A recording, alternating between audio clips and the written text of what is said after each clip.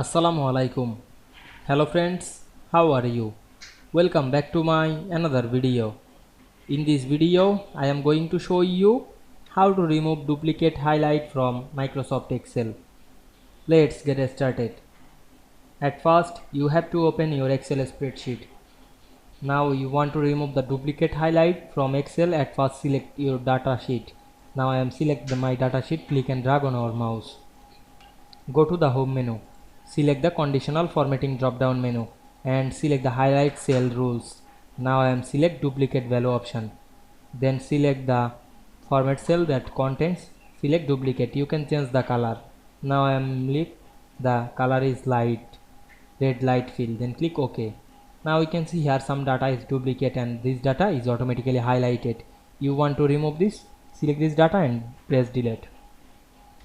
I hope you enjoyed my video. Please like, comment, share and subscribe my channel.